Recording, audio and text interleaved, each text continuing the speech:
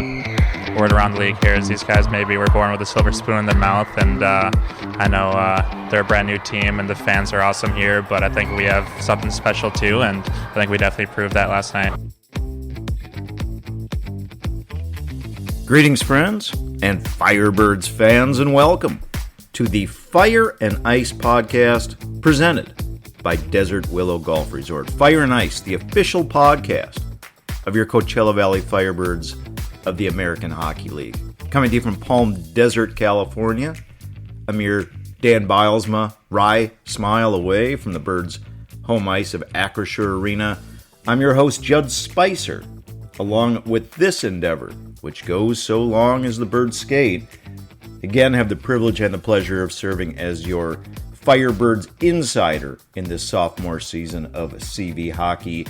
Those articles, most recent of which, by the way, is a Firebirds versus Milwaukee Admirals Western Conference Finals preview. Those articles may be found online, as with all things Coachella Valley Firebirds, at cvfirebirds.com. That's your home and your hub, all your info for Firebirds hockey, including but certainly not limited to team, roster, community, merchandise, ticketing information. Per those tickets, might I also suggest you get your CV Firebirds playoff tickets on the handy Firebirds application. Yeah, use that CV Firebirds mobile app, that phone app. An excellent, if not ideal, way to get those CV Firebirds playoff tickets, or for anything happening down the street at Acrisure Arena. Per the presenting sponsor of this endeavor, yes, Desert Willow Golf Resort. You can find them online at desertwillow.com, home to the Mountain View and Firecliff courses, respectively. Per the latter, Firecliff undergoing some reno work over the course of this summer. So get on desertwillow.com, make those tee times for the Mountain View, and when you're on there poking around, make sure to check out the excellent and on-site Palm Desert Golf Academy for all your swing tutelage needs. Awesome putt-to-puck day. Desert Willow, just about 3 miles away from the Birds Barn of Acrisure Arena. All right, dudes, not alone on this episode of the Fire and Ice podcast. Rather, another media roundtable, a mid-series media roundtable, as it were. Yeah, this show is not just about affirmation, it's about information. So for the third consecutive series, we go box to box, we go side to side, and we welcome from the opposition Aaron Sims. He's been the Ads play-by-play man since 2005, among his myriad of other duties. Oh, and I think Aaron and I will maybe try to figure this out a little bit. Not just rivals now, but might have been rivals in high school. I think we grew up about 5 miles away from one another. Look forward to welcoming Aaron Sims to the Fire and Ice podcast. And you might remember in recent series against Calgary, we had Matt Rose on the show. In the Ontario series, Jared Shaffron from the Rainside join us. This has been a good habit to get into. Some opinion and expertise, of course, coming from the opposite side of the ice. Also joining in this roundtable, all-star cast, we welcome back our guy, Blake Arthur, sports director locally here at KESQ, and Shad Powers, columnist for the Desert Sun. Both Blake and Shad, of course, doing a bang-up job covering the Firebirds all season long and deep into these Calder Cup playoffs. Before we get to that visit, or those visits rather, a brief digression, as we want to do on Fire and Ice, a little bit of a step back for the Firebirds freeze frame segment. And what are we talking about? We're talking about a weird and wonderful window of time here in Firebirds country. Birds now winners of 8 consecutive playoff games, all-time AHL postseason record, FYI. That's a dozen in a row, held by the 1998. Hold on, wait for it. Can you guess? Yeah, you probably can. The Hershey Bears did that back in 1988. Firebirds now threatening that record. Again, 8 consecutive playoff wins, the last 2 of which by virtue of victories in Game 1 and 2. Yes, victories Game 1 and 2 at Acrisure Arena over those Milwaukee Admirals. 2-1 victory in Game 1 last Wednesday, followed by an awesome 3-1 win at Acrisure Arena before a boisterous crowd. 3-1 victory in Game 2 last Friday. All this happening, of course, they are dual headlines They are shared news stories above the fold because we know our head coach, he's on borrowed time here in the desert proper. Dan Biles, as we all now well know, recently named last week as the head coach, the new head coach, second head coach in the history of the Seattle Kraken. But this is far from a lame duck run. This is an aviary matter of an entirely different breed. This is a flying Firebird, the heights of which we may not know any cease. It's an incredible run, an incalculable run yet again for the CV Firebirds. And if these fellas were not seemingly already on a mission to capture that Calder Cup here in this second season, little bulletin board material. Not something we see in the American Hockey League on a daily or weekly basis, not something we've had opportunity to readily write about or discuss on this program. But here we are, we're talking about utensils. We're talking about silverware. We're talking about Spencer Stastny. We're talking about silver spooners. And all of this part of the discussion, this facet of the postseason, the playoffs, yeah, it's pretty hilarious. Those in the know are well aware of what I discussed, the Spencer Stastny, Spencer starting defenseman for the Admirals, his comments from last week.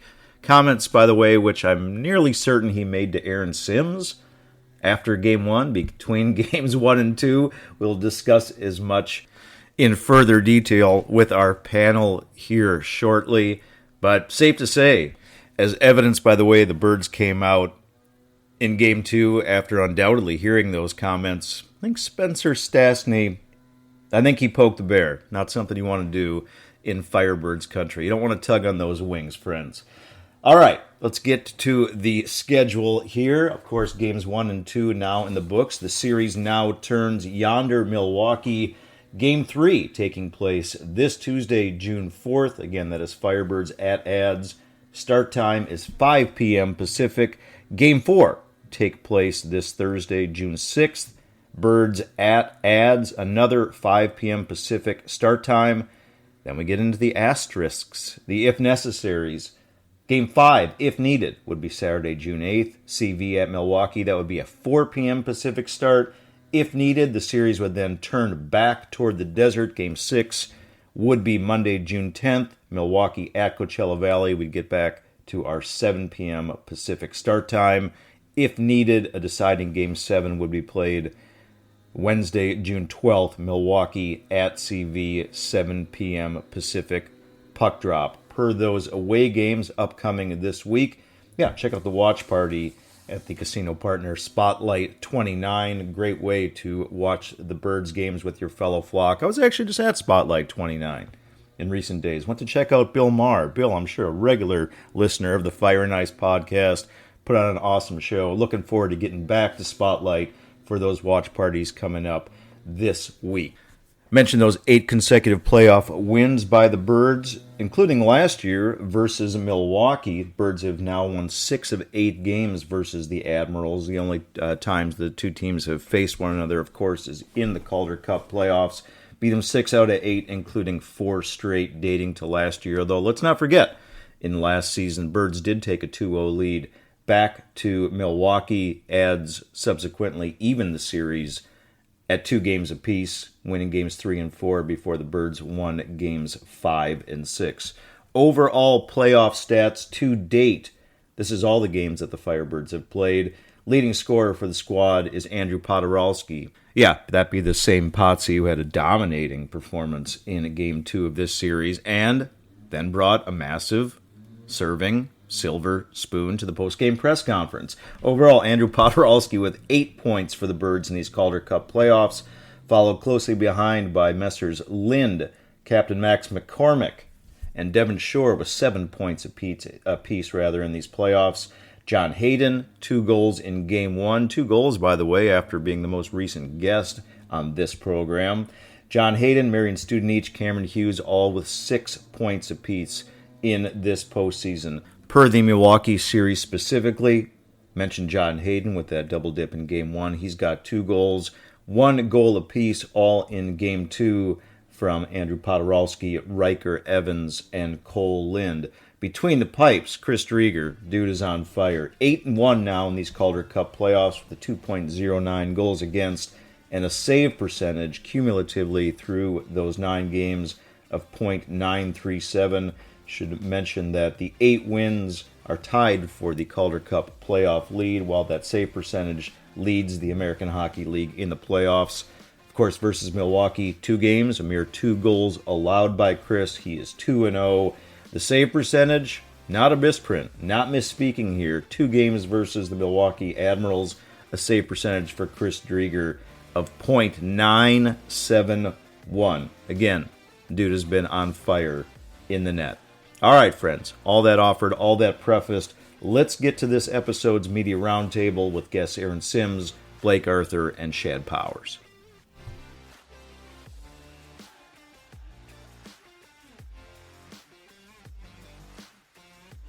All right, Firebirds friends.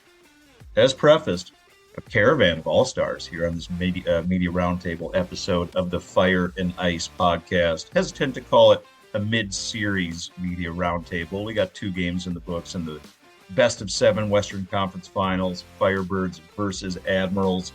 Let me bring in quickly the panel of guests. Aaron Sims, he's been the Ads play-by-play announcer since 2005, and we also have established that, yes, we did grow up from about 5 miles separated. Blake Arthur, he is the sports director at KESQ, and our friend Shad Powers, columnist for the Desert Sun, the newspaper. Hello, gents. Morning. Good day. Morning, Judd. Thank you and appreciate all of your time. We will go to Milwaukee to start. Aaron, appreciate you joining, man. And probably not the first question I intended to ask. We will start off the ice. Pretty certain it was you, we need to confirm, that conducted the interview last Thursday between games 1 and 2 with your defenseman, Spencer Stastny, an interview that has now become somewhat of a rally cry, a little bit infamous. Did you indeed conduct that interview with Spencer? I did. Yep. He, couple of things on that. 1, we probably shouldn't have put it up. 2, honestly, it's much ado about nothing. And 3, Spencer is the least controversial guy in the world. So when something like that comes up, it's a bit of a shock. But you know, that being said, it's out there, and yeah, if that's the rallying cry, great, good. The Admirals need to answer. They're down 0-2. They need to score some goals.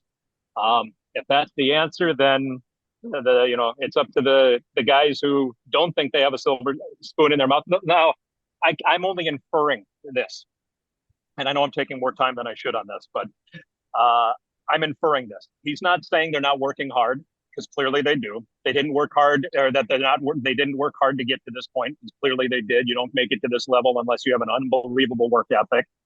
But there is a difference between the top 6 forwards in payroll in Coachella Valley making an average of about $450,000 a year, compared to the top 6 forwards in Milwaukee making an average of about $92,000 a year. So I don't know if that's where he was going with that. It's not illegal to pay guys. It's not immoral to pay guys. I'm actually for everybody being paid, but this is my inference on the whole thing. So, and now I've turned myself into a lightning rod on this whole thing too, probably. But that's me trying to put words into Spencer's mouth, which is unfair, but that's where I'm trying to go with that. A brief follow-up on that. I mean, when he made that comment, did something inside you shirk a little bit, and you were like, "Oh, that's gonna ruffle feathers." And then it gets passed off to a couple other people who should have actually known a little better, to be honest. But yeah, it wasn't great. There's no doubt about that. But now, you know what? It's out there, and it's up to Milwaukee to win a couple of games, and it's up to Coachella Valley to win 2 more games. So if that's the motivation they need, more power to them. If it's the motivation that the Admirals need, then we got to get going on it. Before I turn it to Shad Powers on this, briefly on Spencer Stastny, I have a zoo source. We have a living desert. We have a zoo source here on the Fire and Ice podcast. And I had a volunteer from the zoo last year tell me that during one of the off days, Spencer Stastny did go to the living desert, and he was the nicest guy possible. He was very informed about animals. He was very interested to be at the zoo. And I brought that to the attention of some of your staff when I saw him in the media row, Aaron, this year. And they said, yeah, at the Milwaukee Zoo, he's a volunteer there as Yeah, well. So, yeah, per your yeah. comments about Sebastian, there's a little bit of background on the man. Shad Powers, during the post-game press conference on Friday, you and I were sitting right next to one another. That press conference with three players in a row took about 8 minutes. Yet during that 8 minutes, neither you nor I nor anybody in that room seemed to notice that there was a 12-inch silver serving spoon on that table. How did we miss that? Yeah, well, I didn't see them come in, so I thought maybe it was there when they already. I don't know what it was. But then, if I would have thought about it for 10 seconds, obviously we had already known about about the video and how people were reacting to it. So it was to me these whole things, exactly like Aaron said. It's definitely it's just the way modern sports are. It seems like they from high school to the pros, they find any little thing to use as motivation. Obviously, you can tell when you watch the interview that Spencer had no like malice at all in his voice. It was just a flip comment in a way, nothing to be too riled up about. But and being in the news business, we know that as well. I'm sure Blake too. Like you say anything, and you'll get a high school coach or mom or dad or player coming back. I've been doing post game interviews, and they'll be saying, oh, I remember a specific example real quick. I said a guy had like 200 yards rushing in a football game. I said it was impressive. He's not the fastest guy in the world, but he has that wiggle and he's amazing. And for like the next 3 years, he kept sending me his 100-yard dash times. And the coach kept telling him, this guy doesn't think you can run. So a lot of that stuff, we get that all the time. And so I think that's that just makes me laugh a little bit. So like you said, I don't think it's a real sinister thing, but and Podorowski's one of those guys that's a little bit of a tongue-in-cheek guy anyway. So I think That's of course it resonated with them, but it's not something that I think is like lighting a burning fire in them too much. If you don't mind me jumping in, like Yeah. I've said this last year when this series was going on. We know Andrew Podorowski very well from his time in Chicago and Charlotte and all of that. He's the smartest guy in this league. He's as skilled as anybody in this league. He has eyes, like it's ridiculous. Like he has a ring of eyes. Like it's not just two eyes. He has eyes everywhere. So yeah, he knows what he's doing, and yeah, it makes for a good show. It makes for a good show. I'll turn it to Blake Arthur. Blake, I think we are in concert that we both found this to be hilarious, and I think that we also equally enjoyed the fallout. I mean, there are some undoubtedly ardent Firebirds fans out there that posted some pretty funny stuff in the days subsequent. What have you seen, and what is your reaction to the silver spoon? Well, I think it's got blown out of proportion. I think I'm in agreement with you guys. Yeah, it's great entertainment. It's good for the show. But if you go back and listen to what Spencer said, he didn't even say it directly. He said the word around the league is that these guys, have a silver spoon in their mouth, or so it wasn't like he was saying that they do. He was just like more, what he's heard. I did think it was funny, though. I did do a little background check on Spencer, and he went to like a hockey academy in Chicago, and then he went to Notre Dame. I'm like, well, that's like the most silver spoons of all time, Notre Dame, right? So I did think that was not in his favor. But yeah, I mean, you guys have all said it. Ads shouldn't have put it out. I do think it's great that you guys actually do put out videos, though. I will say that kudos to you guys for doing that for your media folks over there, Admirals. But yeah, I do think that it's got blown out of proportion. The ads got to respond now. Firebirds don't need any more fuel. I mean, they're already as talented as can be. So I'm in concert with what you guys have said about this, and we'll see what happens really on Tuesday, because that's all that matters. What happens on the ice, right? Right. That's where you put up or shut up. So that's really where it matters. It's fun for the fans, fun for us to debate, but other than that, it's back to hockey on Tuesday. And before we bring it back to the ice, let me acknowledge, and I think we're probably all in agreement on this as well, we've gotten real spoiled here. We'll be the first to acknowledge that. We're in the Western Conference Finals for the second time in as many seasons. Yes, we have players that are getting compensated well. We have a state-of-the-art new arena. We have a fan base that by and large is filled up They show for up. all the playoff games. We had a sellout in that game with the American Idol winner do that. I mean, yes, we acknowledge that we are spoiled. All right, back to the ice. Aaron, I'm going to turn it back to you. And I'll answer my own question first about what has rather impressed or surprised me most during the course of this series. Bert's penalty kill is 8 for 8. And we know that during the course of the regular season and even into these playoffs, the Admirals special teams, they've been fine. They haven't been dominant, but during the regular season, Ads were second to the Birds in the West in scoring. I want to say 238 goals. Right. Got two young, very talented scorers in particular. And yet, again, penalty kill 8 for 8. Ads have scored just twice in 2 games. That is what has impressed me most. What has surprised or impressed you most, sir? That right there is the defense in Coachella for those Firebirds. We knew, we was asking around, and everybody said this is the most talented team we've seen this season. And this league is such where you don't see everybody, right? You see 9 teams, so you don't really get a good grasp as to what people are doing. So yeah, it shouldn't surprise me a ton because you have the defensemen back for the most part from last season, and it was a great crew last year. And then you have Chris Drieger, who was, the belle of the ball a couple of years ago when he was taken by Seattle in the expansion draft. And who's a phenomenal goaltender. And so it shouldn't surprise me. But the Admirals in game 2 in particular had pucks lying around in the crease and in the slot and couldn't get to them. And kudos to the way Coachella Valley was defending. The Admirals power play under Carl Taylor since 2018 has been traditionally a top 5 power play until this season where it's down around 20th. It has struggled this year. It is over its last 18. And obviously, Coachella Valley has had a lot to do with that, the way they have played. So I can't say I'm surprised because you don't get to this point if you're not an excellent team. I mean, you're talking the top scoring team and the number 2 defensive team. So you shouldn't be too surprised by this going on. But yeah, the fact of the matter is when you allow 2 goals and 3 goals, you should probably have come out of there with a split if you're Milwaukee. And that didn't happen because Coachella Valley was that good defensively. Shad Powers, you recently wrote a column about the Firebirds' enhanced commitment to defense. I'll turn the same question to you. What has impressed or surprised you most throughout the first 2 games of the series? Yeah, I mean, I think there's no way to get around pointing to the team defense that they've been playing. Aaron just mentioned it. Of course, Drieger is playing well, but he's not having to make a ton of saves. A lot of block shots, a lot of tipping the puck away right at the last second when it looks like there's a golden opportunity. That's the thing that's the starkest difference, I think, for me between this year's Firebirds and last year's.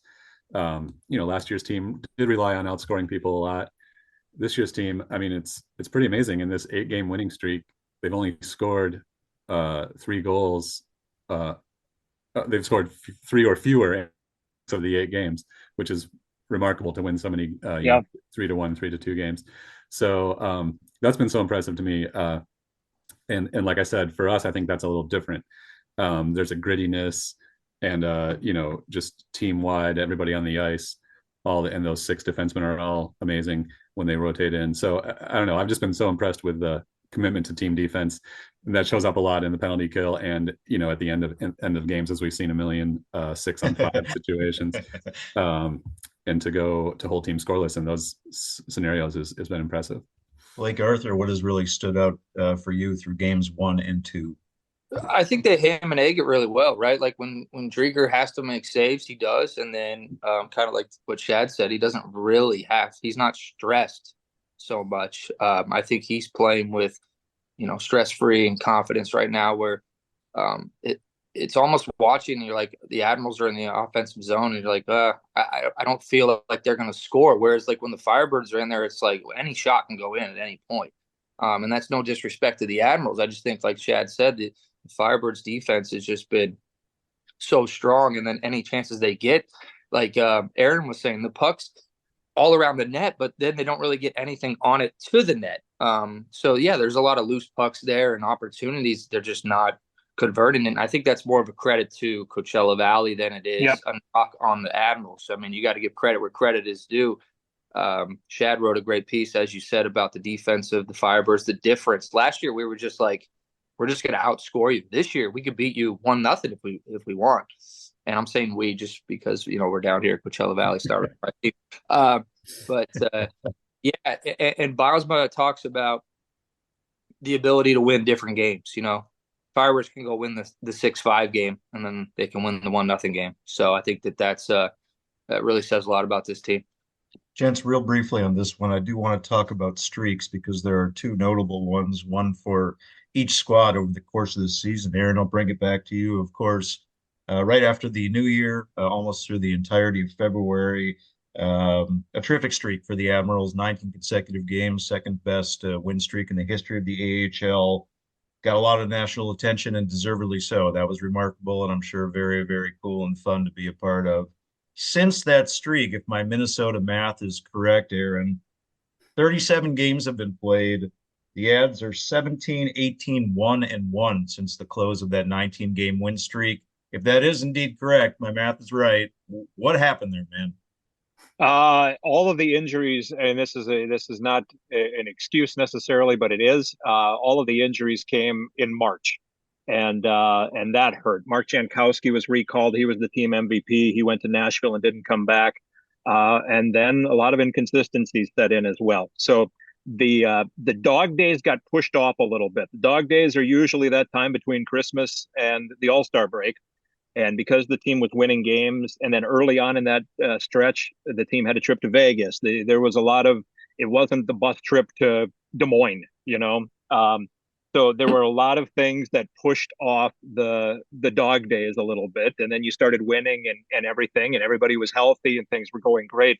And then, so the dog days came late. The rookie wall came later than normal. So I think that is a big part of what happened. We didn't hit the 35-40 game mark for the college players to all fall apart for a couple of weeks. That didn't happen until the beginning of March. And then that's where we are. So they fortunately got it straightened out, finished strong, and got to where they are at this point, which is, in the Western Conference final, down 0-2, but still in the Western Conference final.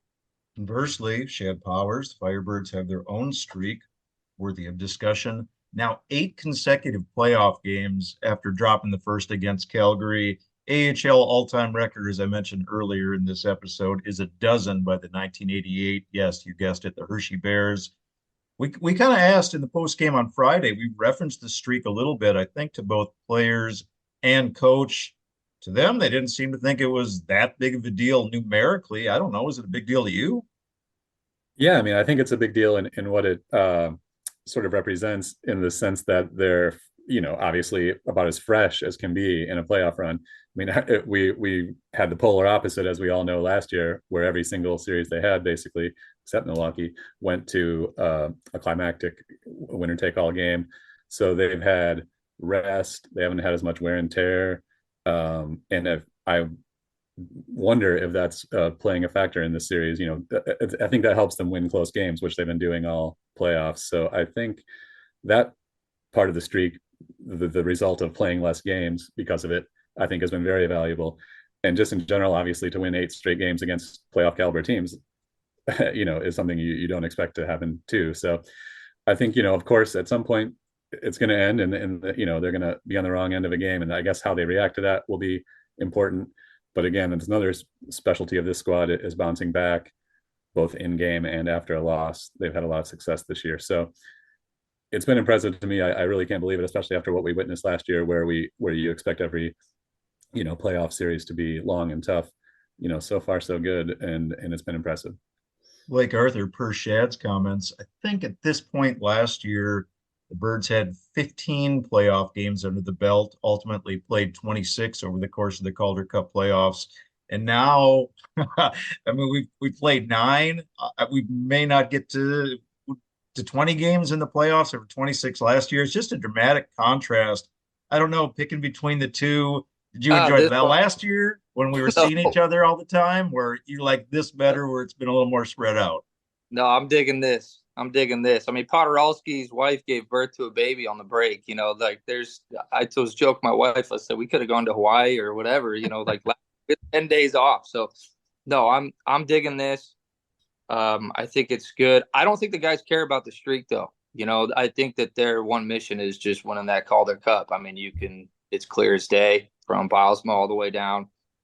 But they're like a machine right now. It's like every game they go into, you just expect them to win.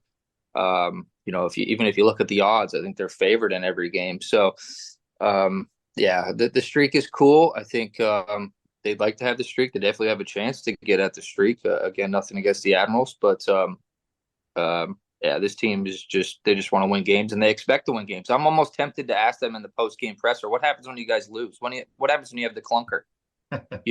I don't know that if we'll ever see it. Friends, you're tuning in. What you said, that streak is just a byproduct of winning, right? Like the championship, and if we get the streak, awesome. That's just the cherry on top. But the championship, the ring, all of that's what matters. Correct. Friends, you're tuning into the Fire and Ice podcast presented by Desert Willow Golf Resort, media roundtable for the Western Conference Finals, Birds versus Ads. My guest, the All-Star Cavalcade, Aaron Sims, Ads play-by-play man since 2005. Blake Arthur, he's the sports director at KESQ, and Shad Powers, columnist for the Desert Sun. Folks, we've referenced head coach Dan Bilesma a few times already. I got to tell you, when I was putting together my my Western Conference Finals preview article, I think it's the first time I've ever gone back to editorialize my own prediction. Originally, I had the Firebirds winning in 5. And then I thought about it because there was a press conference. There was so much happening. There was a lot of news. There was a lot of noise. And I said, I still think we're going to win this series. Milwaukee's a really good team. I really like our chances, but this could potentially serve as a little bit of a distraction. And I changed my prediction from Firebirds in 5 to Firebirds in 6.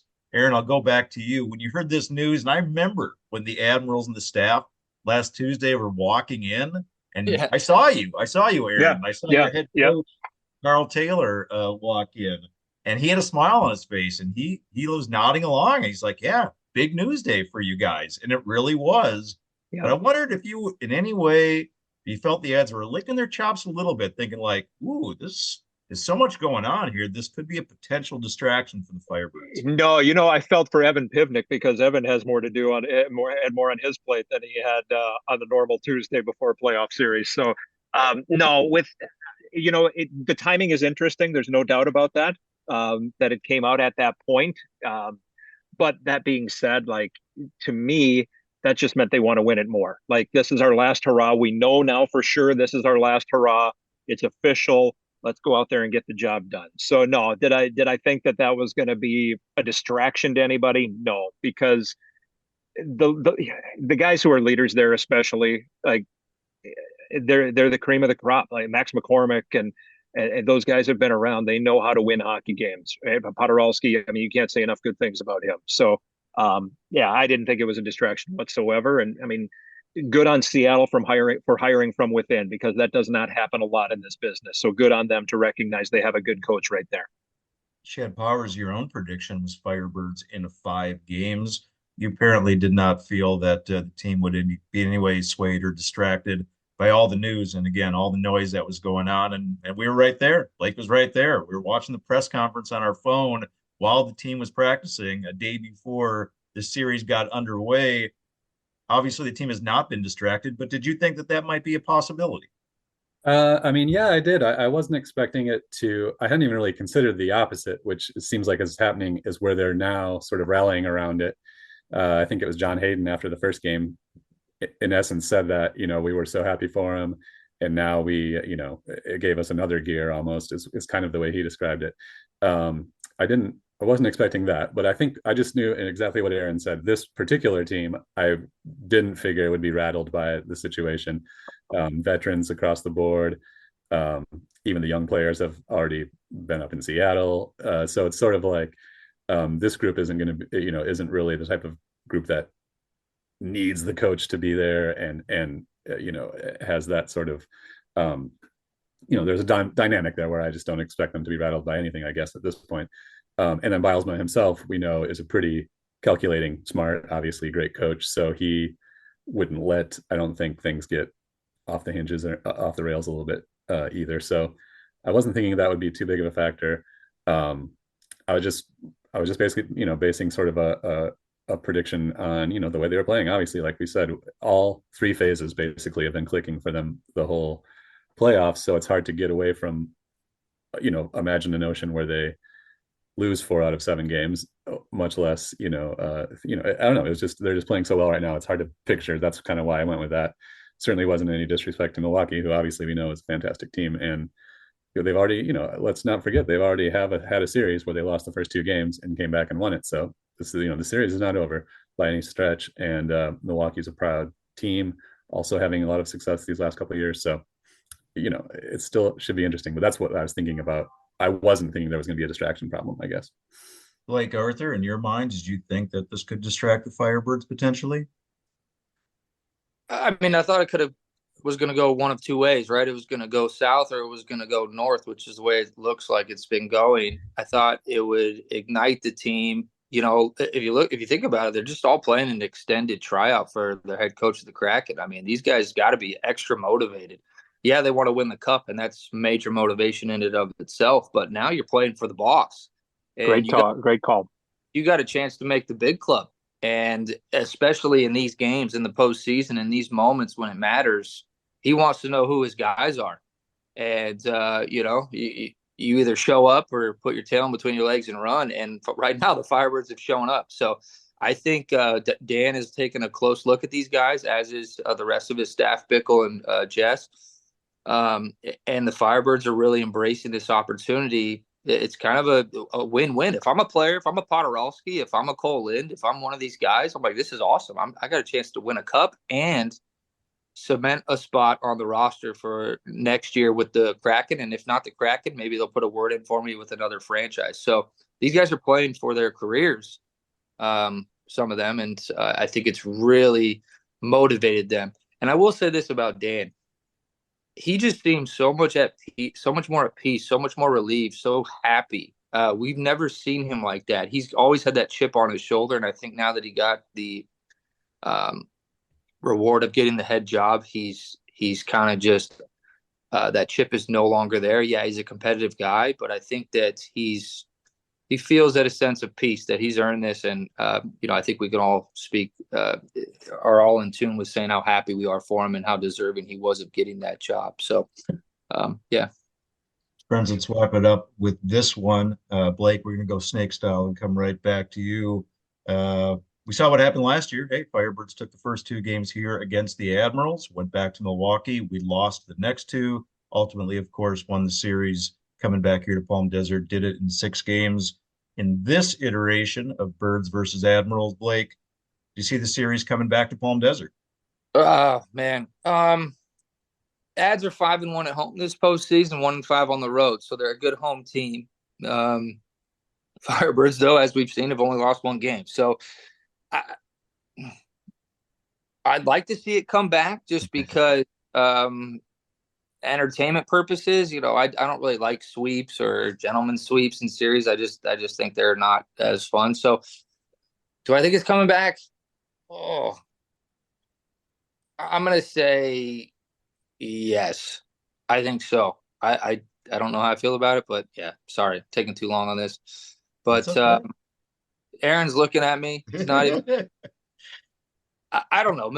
Milwaukee's got to win game 3. And if they win game 3, I think it's coming back. All right, we'll turn it to Aaron in a moment. First, go to Shad Powers with the same question. He went with Firebirds in 5, as mentioned earlier. Shad, are you sticking with that prediction? I mean, it would certainly be weird to come off that prediction at this point. They're in the sense that they're looking good. And these 2 games, let's face it, they were not lopsided games. Obviously, Milwaukee is a very talented team. There's no humongous gap between the 2 squads. So if Milwaukee won 2 out of 3 or even all 3, it wouldn't blow my mind. But the Firebirds are just playing so sound right now. There's a calm and confidence, that you don't often see in a team. Drieger is just seems like he's out for a walk in the park every game. Like Blake said, Bilesma seems like he's in a comfort zone. The players feel like if they get behind, like in game 3 against Ontario, they'll just come right back.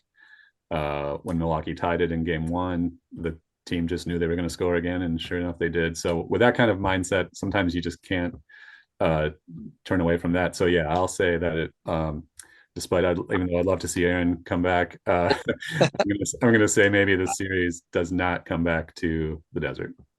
Aaron, close it out with you. There's got to be some good memories from last year of going home and winning games 3 and 4 respectively.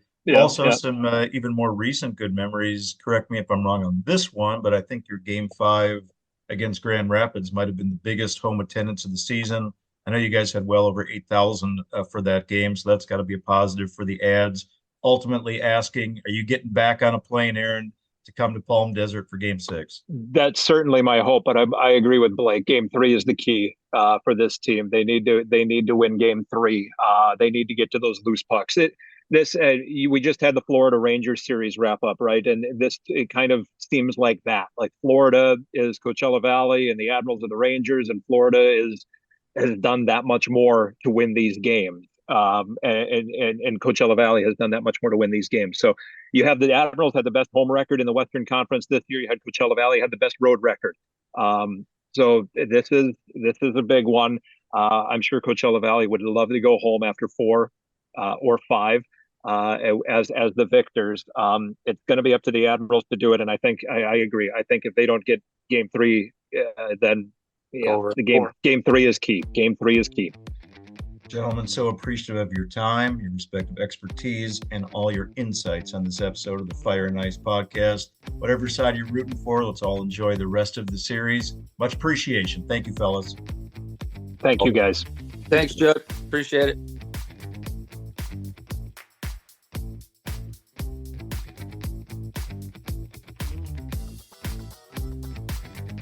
All right, Firebirds flock. Hey, a couple nuggets before we get out of this episode.